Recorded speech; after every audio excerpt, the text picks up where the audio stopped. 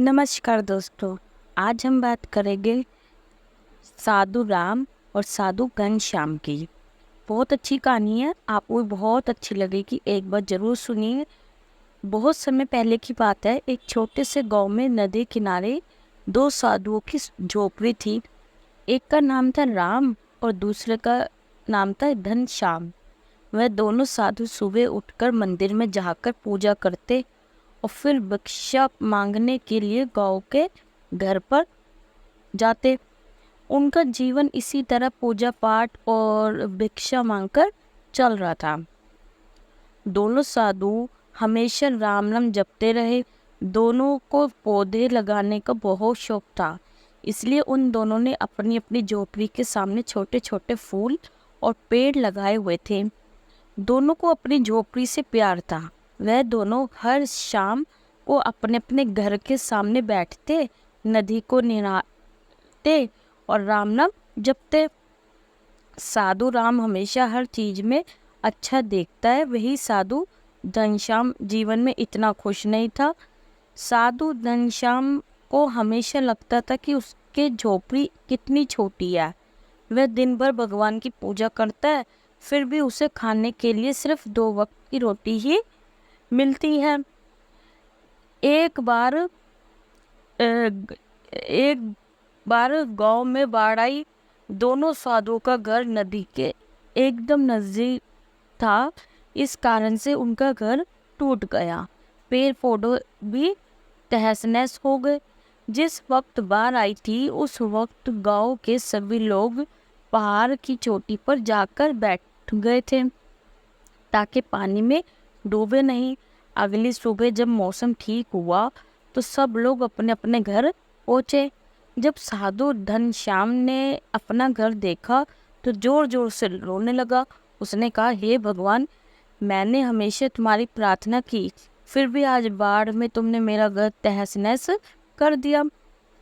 वहीं जब साधु राम ने अपना घर देखा तो वह, हे भगवान, तुम कितने अच्छे हो। कितनी भयंकर बाढ़ में भी मेरा आधा घर ही टूटा, तुमने मेरा आधा घर बचा लिया, मेरे आधे पेड़ पौधों को बचा लिया।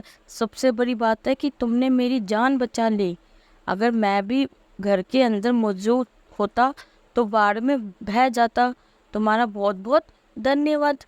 जब पूरा गांव सूख गया और मौसम पूरी तरीके से ठीक हो गया तो साधु राम ने अपना घर पुनः बनाना शुरू कर दिया दोबारा से। एक ही महीने में उसने खुश मन से और कड़ी मेहनत करके अपनी झोपड़ी फिर से बना ली। अपने खराब हुए पेड़ पौधों को भी उसने सही करना शुरू कर दिया।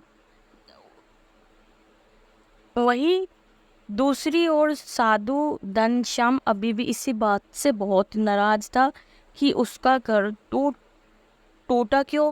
उसने सोचा कि मेहनत करने का क्या मतलब है जब वह खराब ही होना है। 1 महीने होने के बाद भी उसके पास अभी तक उसकी झोपड़ी नहीं थी, क्योंकि उसने अब दूसरी बार मेहनत करने से मना कर दिया था।